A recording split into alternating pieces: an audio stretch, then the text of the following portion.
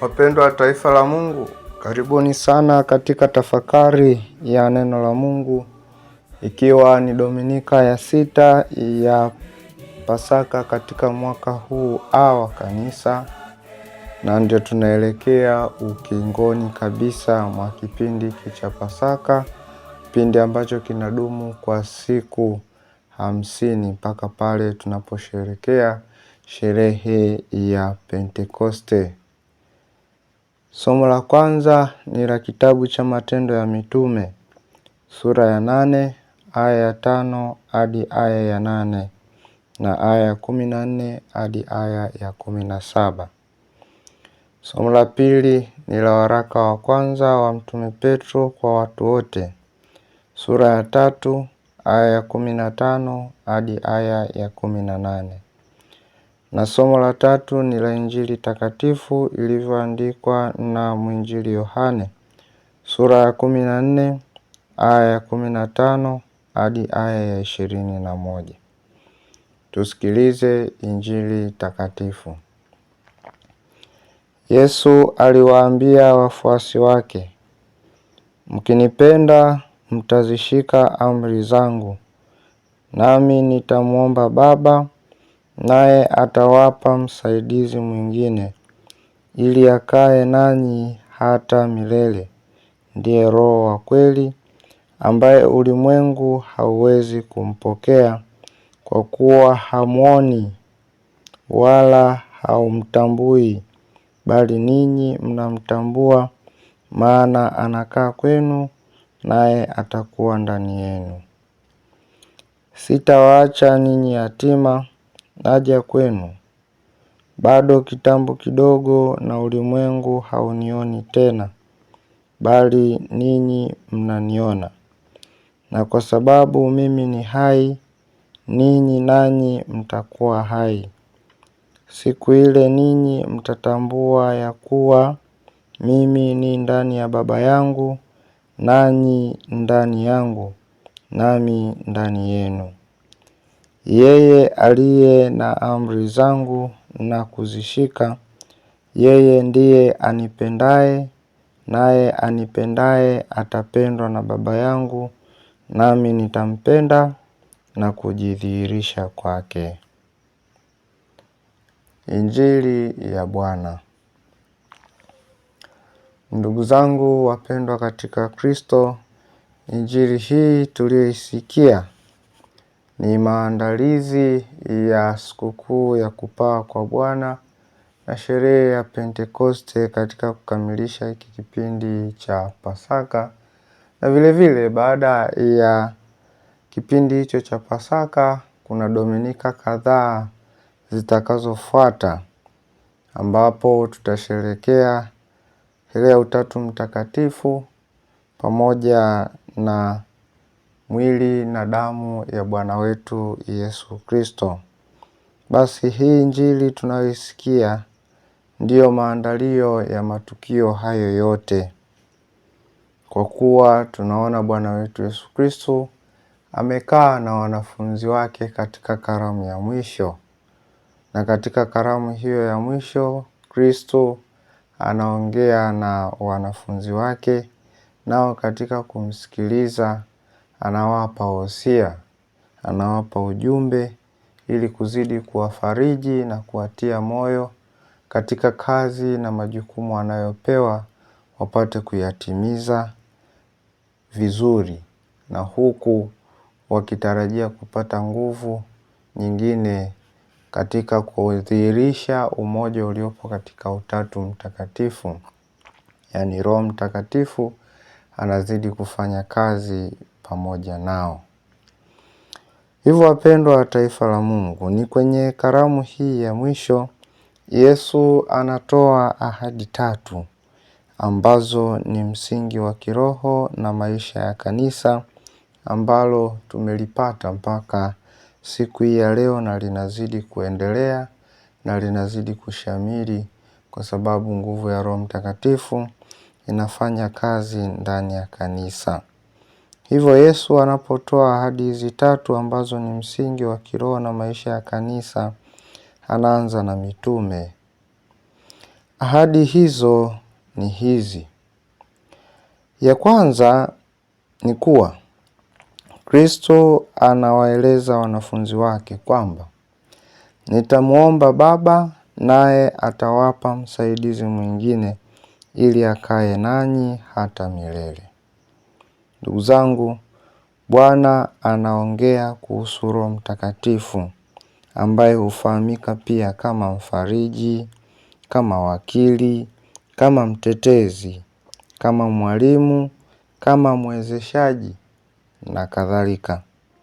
Ndugu zangu, haya yote majina ya Roho Mtakatifu ndiyo yanayofanya kazi ndani ya maisha ya waamini.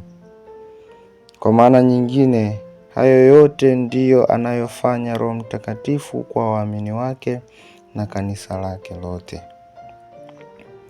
Ndugu zangu, Yesu ametupatia Roho Mtakatifu kuwa nguvu katika maisha yetu ya kiimani.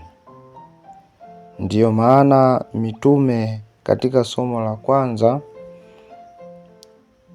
kitabu cha Matendo ya Mitume sura ya 8 aya 17 tunaona mitume wanawaombea watu wa Samaria walioyasikia maneno ya Filipo, ambapo Filipo anayezungumziwa hapa ni mmoja wa wale mashemasi waliochaguliwa na mitume kama tulivyosikia Dominika iliyopita. Wale mashemasi 7 ambao walipata jukumu la kuweza kusaidia pale ambapo ilionekana mitume katika utendaji wao kuna baadhi ya makundi ya watu yamesahaulika. Hivyo pale ambapo kunatolewa madai kama hayo ndipo ambapo mashemasi hawa wanachaguliwa ili kuweza kuendeleza utume huu na kuweza kuhakikisha huduma inapatikana na kuna kundi linalosahaulika. Hivyo huyu Filipo anayezungumziwa katika somo hilo la kwanza ni mmoja wa wale mashemasi 7. Huyu Filipo yeye anaenda kufanya kazi huko Samaria.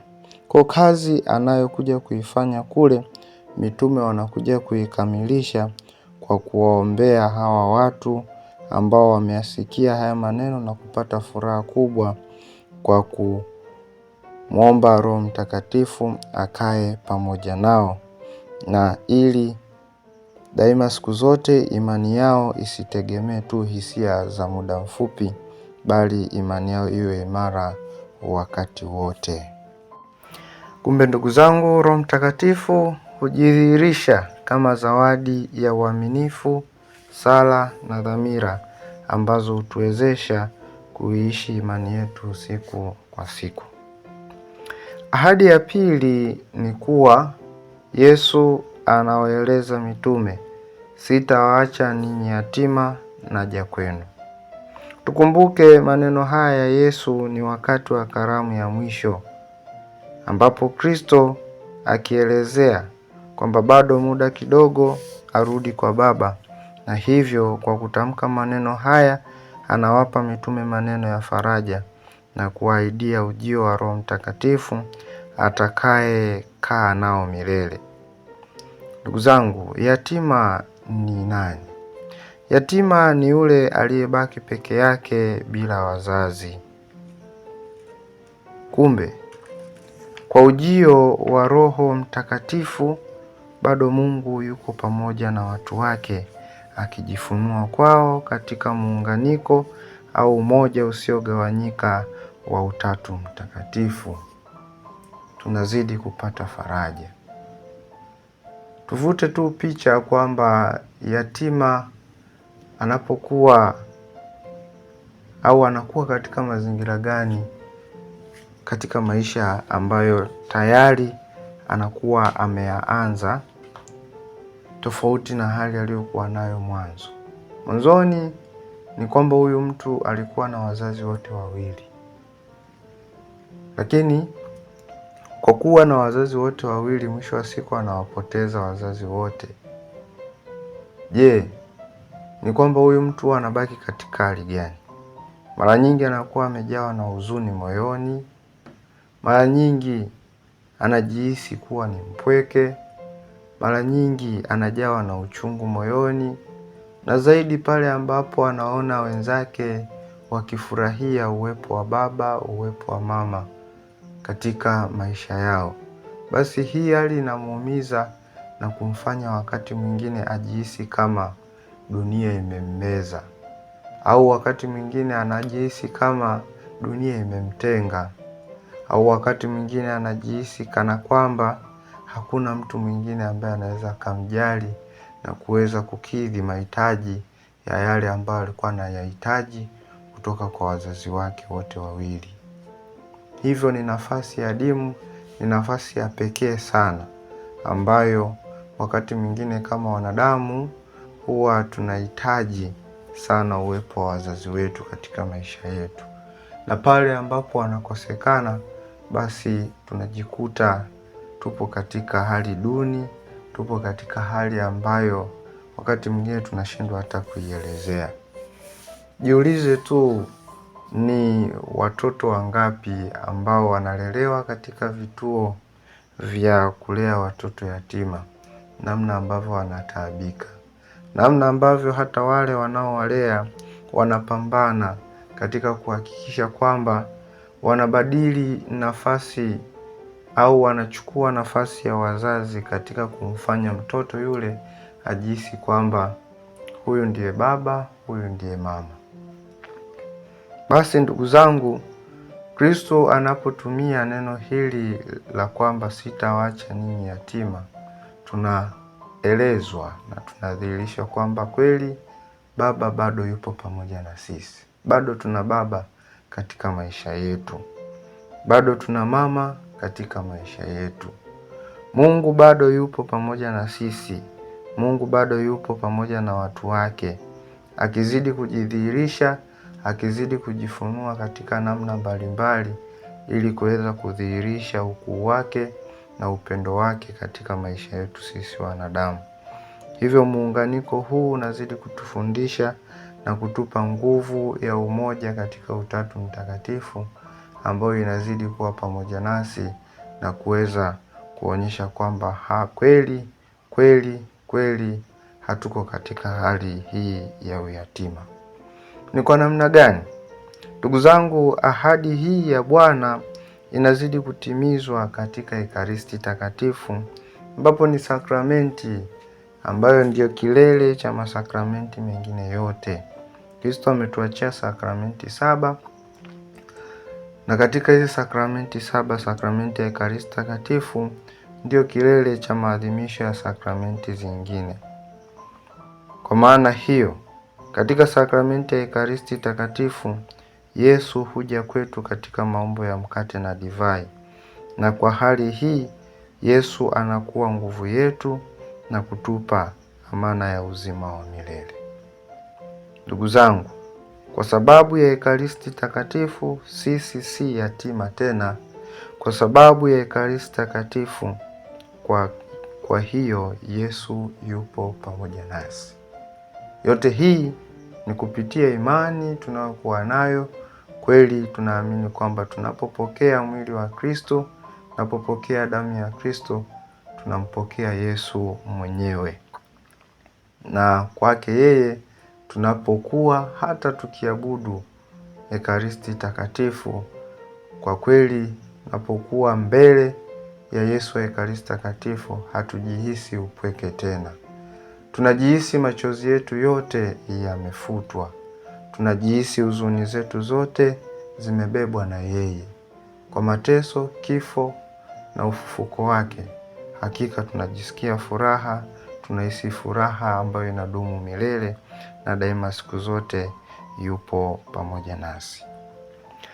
Ndugu zangu, ahadi ya 3 ni kuwa Kristo anawaeleza mitume wake kwamba yeye aliye na amri zangu na kuzishika, yeye ndiye anipendaye, naye atapendwa na Baba yangu, nami nitampenda na kujidhihirisha kwake.